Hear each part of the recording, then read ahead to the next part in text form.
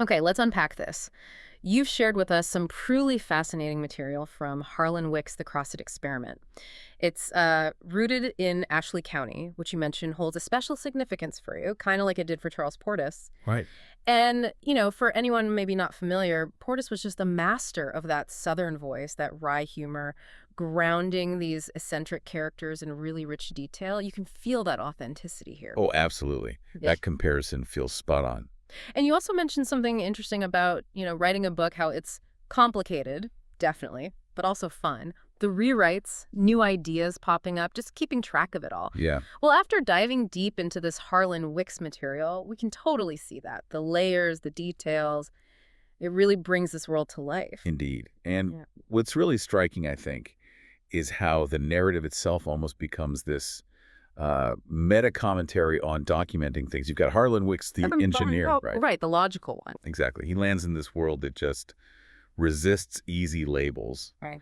And his journey reflects that whole process you mentioned, trying to shape all these scattered observations into something coherent, but also wonderfully absurd. The whole universe you've given us here. So our mission for this deep dive, then, is really to explore that world you've crafted.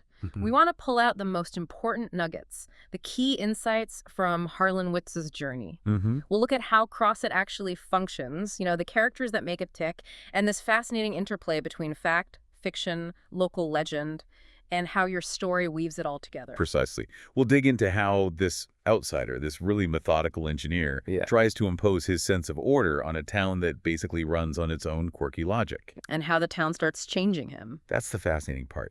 It's a journey right into the heart of a place where truth is, let's say, a remarkably flexible concept. It's shaped more by stories and belief than, hard data. Okay, so just to set the scene, you've given us these excerpts from Harlan Wick's The CrossFit Experiment.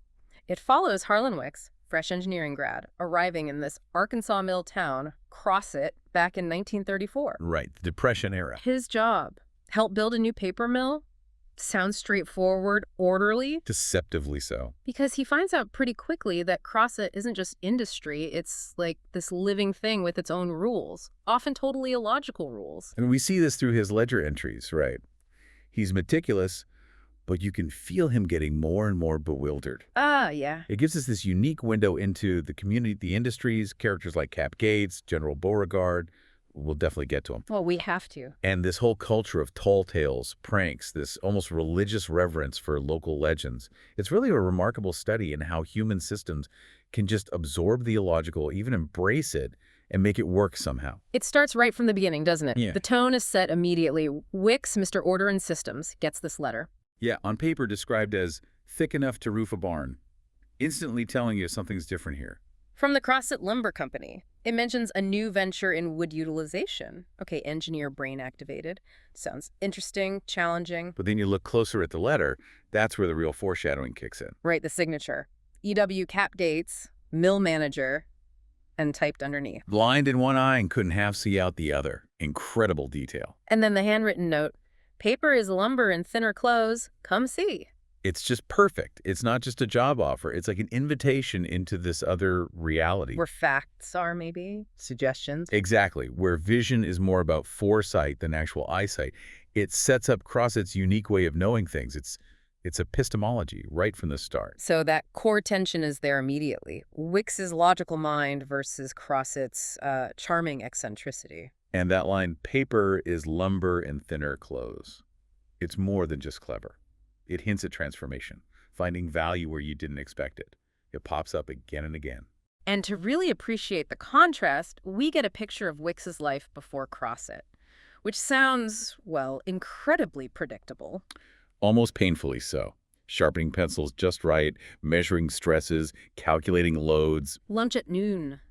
Sharp, ledger balanced, every time. He liked systems, gears meshing, valves opening and closing on time. Very precise.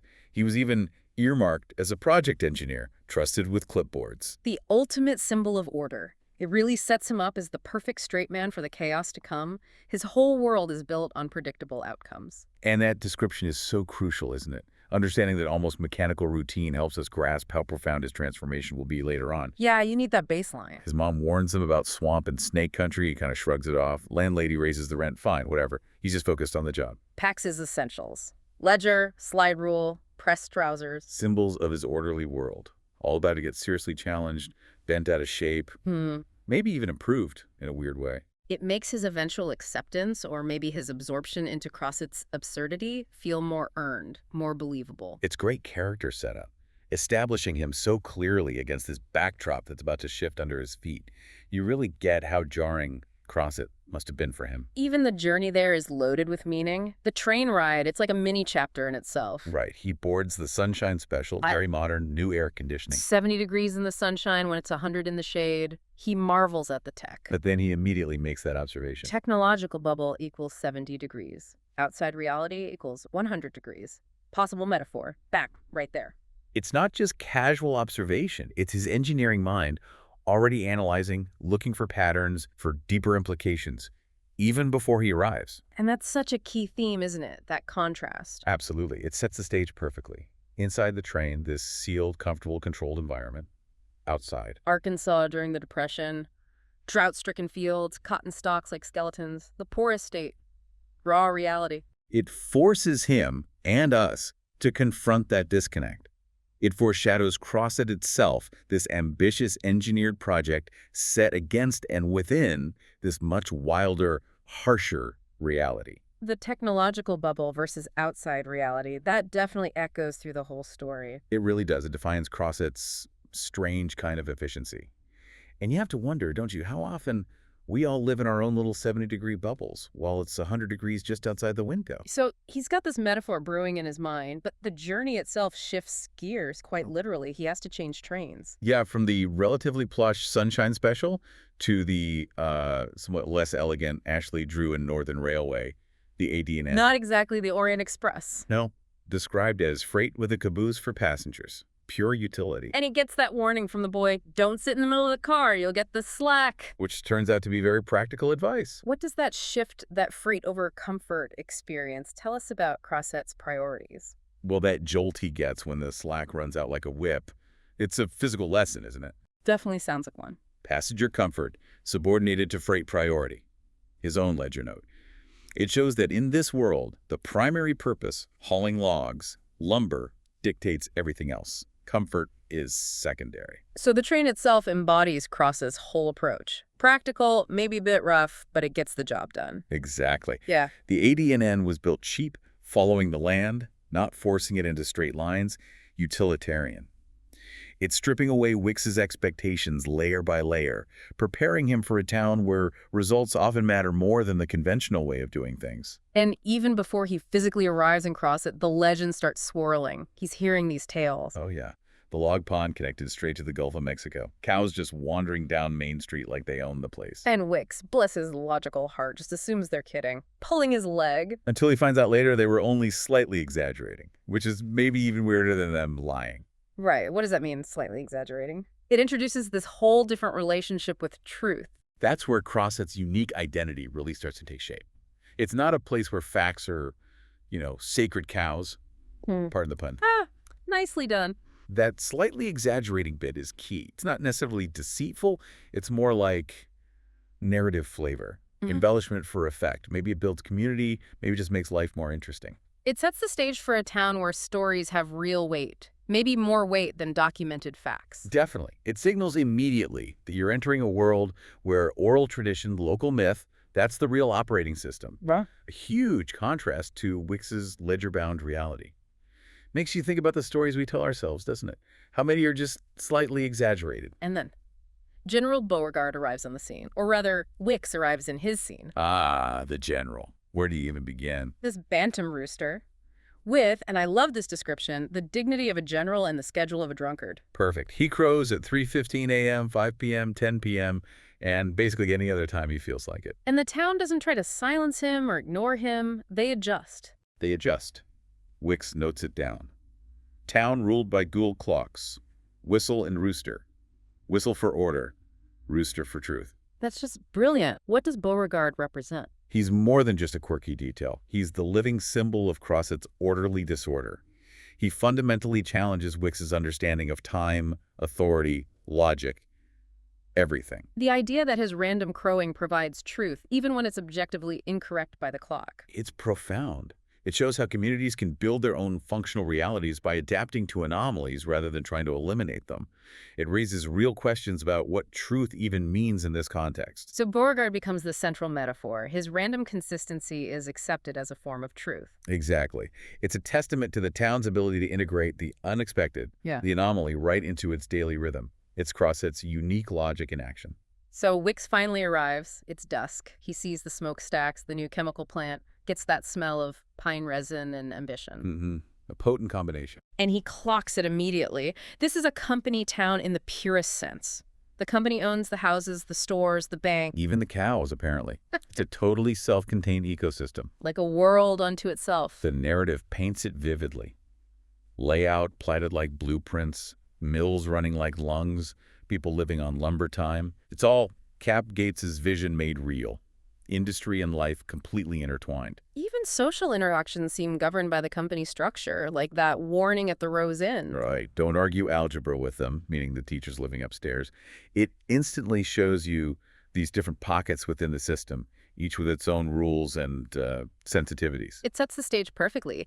It explains why CrossFit can operate on its own unique frequency, because everything is connected back to the company, its culture, its dual clocks. You need that foundation to understand what comes next. It really makes you think about the dynamics of places where one entity controls almost every aspect of life. How does that shape people, communities? Wicks checks into the Rose Inn, described as CrossFit's declaration of civility.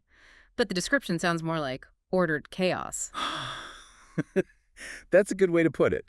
It's striving for respectability, but it's alive with Crossett's unique energy. You've got men playing checkers on a cypress knee slab. Salesmen lugging these massive suitcases. And those teachers upstairs, like their own little academic society, but also apparently quite percussive, banging on the floor when Beauregard crows. It paints us a vivid picture. The inn is Crossett in miniature. You've got the photos of the suspiciously similar champion pines. Right. Like maybe they're all the champion pine. Could be the checkerboard, the amphitheater out back that hosts fiddlers, preachers, and sometimes just cows. As you do. It shows a community creating its own entertainment, its own rituals, and the teachers trying to maintain their intellectual order with algebra and piano practice. Only to be constantly interrupted by the rooster. Exactly. Even formal learning has to bend to the town's dominant rhythm. It's this wonderful mix of the quaint, the structured, and the utterly unpredictable. It really demonstrates that richness of detail you mentioned about writing all these elements working together. And at the center of much of this seems to be Cap Gates, his vision, despite the compromised eyesight. Or maybe because of it. Maybe he sees things others don't. He lays out his philosophy to Wicks. We've got to turn what we can't saw into something people can use. Hence the chemical mill, and now paper. Paper is just lumber and thinner clothes. Such a great line. Simple, evocative, practical. And then there's his unit of measure, the bazillion. Ah, the bazillion. Classic Cap Gates. His explanation is pure genius. You tell people 84 million a year, they forget. You tell them bazillion a day, they remember. It's not about math. It's about impact. Communication.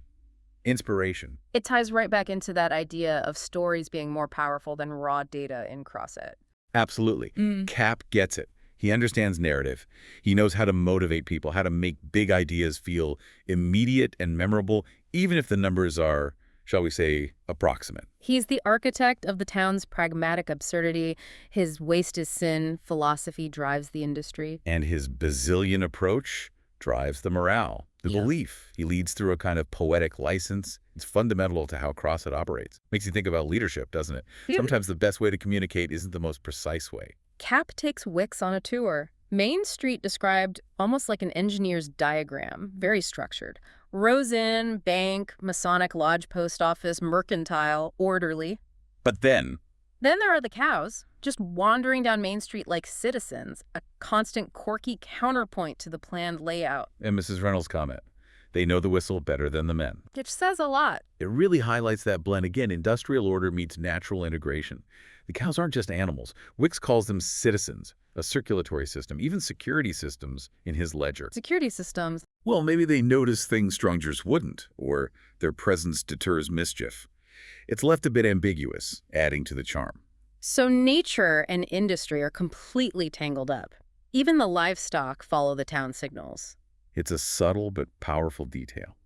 It reinforces Crosset's unique character where everything, even the cattle, seems to have a role in this intricate, self-made system.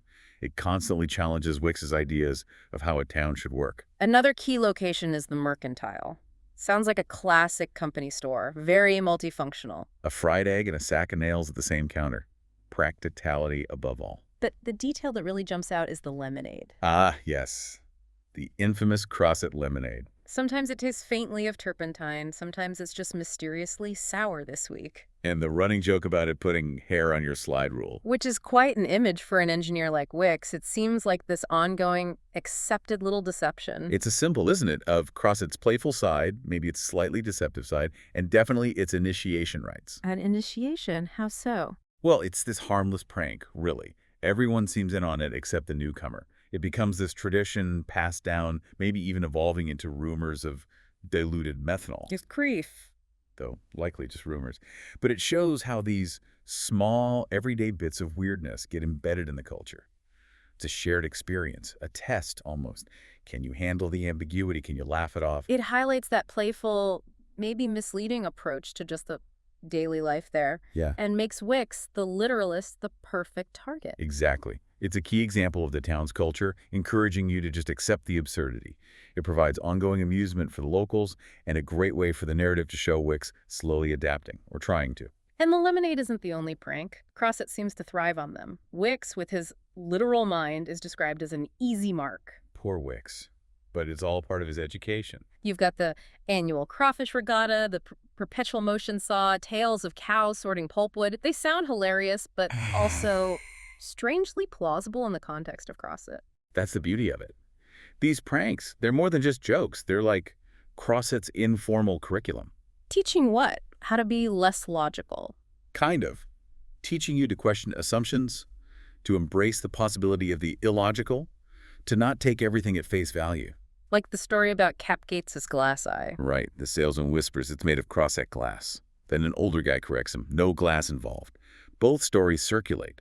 Both are, in a way, true within Crosset's system. Because consensus isn't required. Exactly. As the text notes, consensus not required. Story repetition equals truth by density. Just telling a story often enough gives it a life, a reality, regardless of facts. Superstition's rampant. It speaks volumes about shared belief versus verifiable fact. It really does. These pranks and superstitions constantly chip away at Wicks's scientific worldview.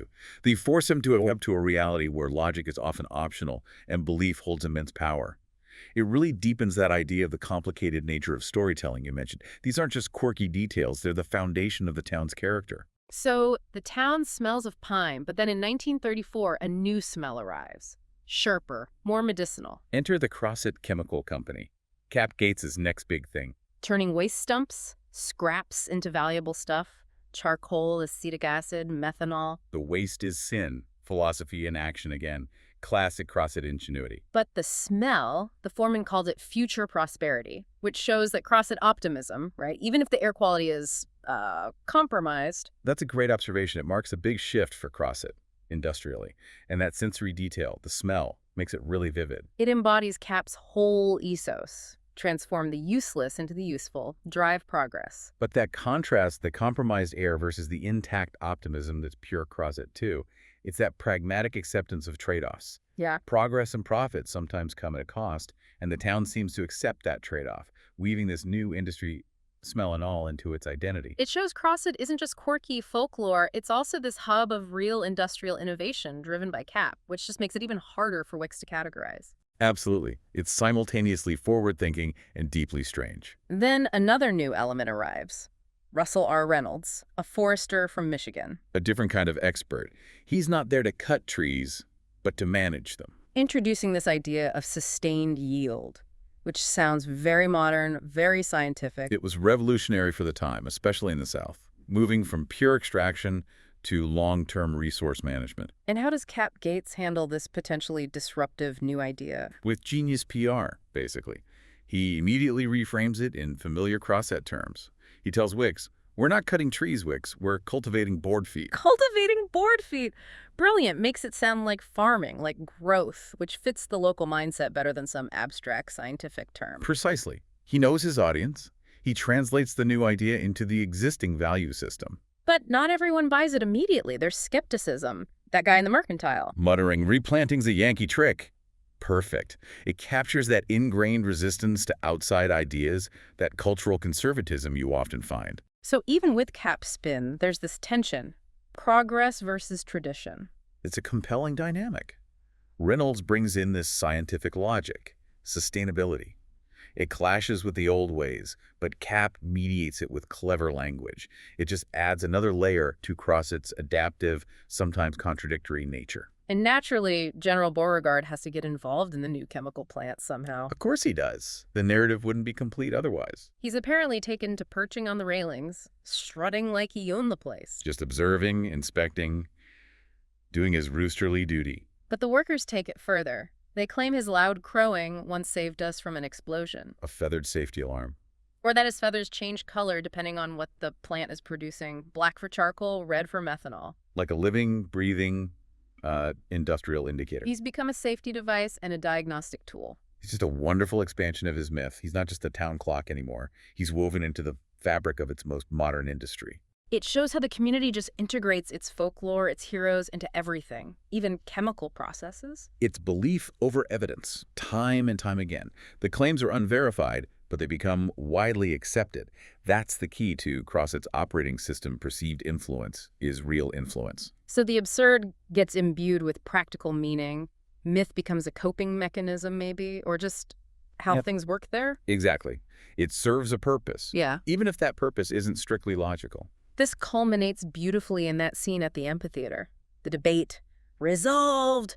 Waste is sin! Reynolds arguing for it, his opponents showing up with bottles of turpentine, which is quite a statement. The audience is divided. Arguments, charts, passion, deadlock. Until General Beauregard crows from the rafters. And the crowd just roars. Approval for Reynolds. Debate over. Done. A chicken decides the outcome of a major policy debate. It's Crossett's decision-making process in a nutshell. Rational argument hits a wall, and then this unpredictable event, the rooster's crow, becomes the deciding vote. It shows this deep acceptance of the random, maybe even a trust in some kind of higher or at least louder authority. Perhaps. Or maybe it's just an efficient way to break a stalemate. Why argue endlessly when the rooster can settle it? It's absurdly efficient, as the text says. It reinforces Beauregard's incredible symbolic power. He's like a proxy for consensus, even if it's pure chance. It really highlights those unique political and social dynamics. Shared belief, or maybe just shared acceptance of the random, triumphs over logical debate. Wicks doesn't just stay in town, though. He ventures out into the piney woods around Crossett, still looking for truth. Still trying to apply his logic, I think, and finding more absurdity. Like the boy in the bottoms who guides him by following the cows for a nickel. Practical swamp navigation. And points to a stump where a man supposedly turned sideways and vanished, just poof. Normal occurrence, apparently. Then up in the hills, the farmer's mule that answers 2 + 2 by stomping 5 times. Explained away as inflation, of course. Wicks's ledger notes are priceless here. Swamp geometry, non-Euclidean, arithmetic standards, flexible. He's trying so hard to categorize it. These trips are crucial because they show this isn't just Crossett. This way of thinking, this blend of folklore and perceived reality, it permeates the whole of Ashley County. It's not an isolated bubble, it's the regional reality. Exactly. The cows as guides, the vanishing man, the inflationary mule, these aren't just jokes to the locals. They're part of how the world works. Wicks's notes capture how folklore becomes functional, even if it defies science or math. It expands the scope, showing Wicks's logical framework is constantly bumping up against this deeply ingrained cultural acceptance of the fantastic. It reinforces that his struggle isn't just with one town, but with a whole worldview. We also get Beauregard's origin story, which is naturally wonderful. Ties it all together. He wasn't hatched in Crossett. No, Cap Gates adopted him from the Hamburg courthouse back in 1912. The judge couldn't stand the crowing anymore. But Cap saw potential. He saw a leader. Only Cap Gates would see leadership potential in an annoying rooster. And then Cap's commentary on it all. Truth's just error repeated long enough. That hits hard. What a philosophy. It's foundational, isn't it? It roots Beauregard's myth in something real, but immediately twists it with Cap's worldview. Leadership through confident error. Truth's just error repeated long enough. That could be Crossett's motto. It's almost an epistemology of error. It explains the whole system, how stories gain traction through repetition, how belief solidifies into accepted fact. And the fact that Hamburg still claims him. He only runs his crowing south. Just adds another layer. Makes the legend bigger, gives it regional significance, creates this playful rivalry. So the origin story anchors the myth, but Cap's interpretation gives it that philosophical weight. It shows how mundane events get transformed into foundational stories. The power of storytelling and reinterpretation in action. And Beauregard's influence just grows and grows. He becomes the town's second clock. He's an ambassador at the county fair. From stray rooster to civic institution. And decades later, that 5 a.m. crow is being imitated over the plywood mill loudspeaker. It's become an official, essential shift alarm. Efficiency disguised as humor. Perfect cross it. It shows how deep the myth runs, doesn't it? From folklore to formal procedure. Absolutely. It ensures industrial continuity. And the detail that the men relied on Beauregard's crow, real or imitated, even more than the actual whistle. That says it all. Belief trumps the official system. It shows how the social and industrial gears really mesh in Crosset. Tradition, humor, belief, they're as crucial as schedules and machines. It's a practical application of a legend. So fast forward to 1976, Wicks returns for the bicentennial. Finds the plywood mill is now a temple of layered strength. Nice imagery there. And the intercom crow, still going strong, a beloved tradition. Though the quality varies. Nasal, sometimes enthusiastic, occasionally drunken. But always expected. It's become a ritual. Efficiency disguised as ritual. It shows the incredible staying power of these myths. The rooster call is institutionalized. It's part of the town's identity. And tying it to patriotism. A clean shift is a patriotic shift. Shows how local lore adapts, finds new relevance. And the reunion featuring descendants of Bessie, the civic cow. Even the cows have a legacy. It underscores that deep, almost genealogical sense of heritage built on these unique foundations. The myths have become rituals, integral to the town's operation and self-image. It really speaks to that complicated process of writing, how stories endure and evolve. By the late 80s, Wicks's notebooks are overflowing. He's been observing for decades. Weighing more than his suitcase. And he has this incredible insight. Town memory is like plywood layers glued together, grain running opposite. Stronger is myth than fact. Wow, that's a powerful metaphor. It perfectly captures how collective memory works there. Not linear fact, but this layered construction, reinforced by belief and retelling. And Beauregard. He's evolved again. No longer just a rooster or a symbol, but a lineage, an oracle. Whose accuracy irrelevant, authority absolute. It's the ultimate triumph of myth. Confidence over evidence. And Wicks, the man of data, is now documenting the town's liturgy, its belief system, not just its output statistics. It feels like a real turning point for him and for the narrative. It gets right to the philosophical core, memory, myth, reality. And his role is shifting too.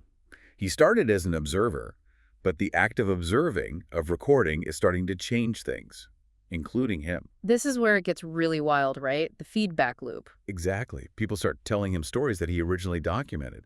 But now he's the hero. Remember when Wicks stopped the train in Monticello with his notebook? Which never happened. But they insist. Ledger, rooster, same difference. It's all part of the town's scripture now. And kids want to see the book that runs the town, thinking his ledger holds prophecies. It's a pivotal moment. The chronicler becomes part of the chronicle. Myth transfer in progress. His ledger, meant for objective facts, transforms into an oracle, a sacred text. The community is outsourcing destiny to it. It's a profound commentary on authorship, memory, and how recording something can give it a power you never intended. The story takes on a life of its own and reshapes the storyteller. Reflects that writing complexity. Again, your creation starts to influence you. And then the ultimate moment of, well, assimilation. The intercom crow at the mill fails. Technology fails. What do? They find Wicks. They need him to do the crow. No way. He does it, awkward but earnest. And the narrative states, Wicks's crow saved the shift. He literally becomes Beauregard. The engineer embodies the myth. A foreman tells him later, that's your legacy, Wicks, not paper mills or calculations, just the crow. Wow. Ledger reduced to sound. His entire meticulous career distilled into one awkward rooster crow. It's incredibly powerful. He becomes that error transformed into foresight Cap talked about. By participating, he solidifies his place in the myth. It shows how even the most logical person can be absorbed by a powerful narrative, finding a new kind of meaning. And it's a poignant note on legacy. Sometimes it's not the grand plans, but the unexpected, symbolic act that endures in collective memory. It's the climax of his journey, full integration into Crossett's mythic structure. So by the 2000s, those pranks Wix was the target of, they've evolved. They're not just jokes anymore, they're permanent features. Yeah. Heritage. The Crawfish Regatta is an annual festival. The Bottled Shade is actually in a museum somewhere. Incredible. The cow compass demonstration still happens, even though the compass never materializes. Pranks hardened into heritage. Tourism thrives on error. That sums it up perfectly. It shows the ultimate endpoint, doesn't it? The lines are completely gone. Totally blurred. Crossett did not distinguish between fact and prank. And the fact that the Rose Inn itself might be gone, but it lives on as a performance in memory. It proves the story is more real, more permanent than the physical place. Exactly. The narrative is the structure. Yeah. It shows how effectively those recurring motifs, the cows, the rooster, the pranks, were woven in, allowed to grow and change meaning over time, becoming the town's very identity. It's the ultimate testament to Crossett's unique culture, where myth is reality. And a testament to the power of a well-told, deeply layered story. Wow. Yeah, what an incredible journey into Crossett. Just amazing. We've seen this engineer looking for order, find this town just humming along on its own beautiful, kind of absurd logic. From Capgate's bazillions and turning lumber into thinner clothes to General Beauregard's authoritative randomness. It really shows a community where myth and fact just blend together into something that, against all odds, actually works. This deep dive really hammered home how Crossett and the storytelling itself functions. That core message comes through so clearly. Error repeated became truth. Truth repeated became myth. Myth repeated became heritage. And Wix's journey, from detached observer to becoming part of the myth. It's a perfect illustration. It shows how stories, once they're out there, once they're repeated, just take on their own momentum. They shape how people see things, how they remember things. They become the code the community runs on. And thinking back to what you said about writing, how it's complicated, the rewrites, the fun, keeping it all straight. This material, Harlan Wick's The Crosset Experiment, feels like such a perfect example of that process paying off. Absolutely. The layers, the details that keep popping up, the way the characters evolve, how this whole world gets built where, yeah, cows are citizens and roosters are basically prophets. It all feels so meticulously crafted, so alive. It really shows the work that goes into making a place like Ashley County just sing on the page. Definitely. Creating a world where someone like Wicks, the ultimate rationalist, ends up becoming a legend himself, where his ledger becomes scripture. That speaks volumes about the writing craft. This isn't just a story you've shared. It feels like a living demonstration of those very complexities and rewards you talked about. How creation breathes this surprising, enduring life into a fictional world. So maybe the final thought to leave you with, as you keep working on your story fragments shaping these narratives, consider Harlan Wicks. He starts out trying to pin down the truth, right? Document everything. But the very act of observing, of documenting, turns him into a myth. His factual ledger becomes prophecy for the people of Crosset. So for any storyteller, maybe the question is, what happens when your characters, your narratives, take on a life beyond what you first intended? That's a great question. How do the stories we tell start to shape the reality they were supposed to just describe, like Cap Gates's eyesight status or those bazillions? The story becomes the fact. So are we just recording when we write, especially about places with deep personal meaning like Ashley County? Or are we actually participating in creating new truths, new myths? And how do you navigate that line, that really fascinating, often blurry line between documenting something and becoming part of its legend yourself, when your words take on a life you didn't entirely plan? Something to think about.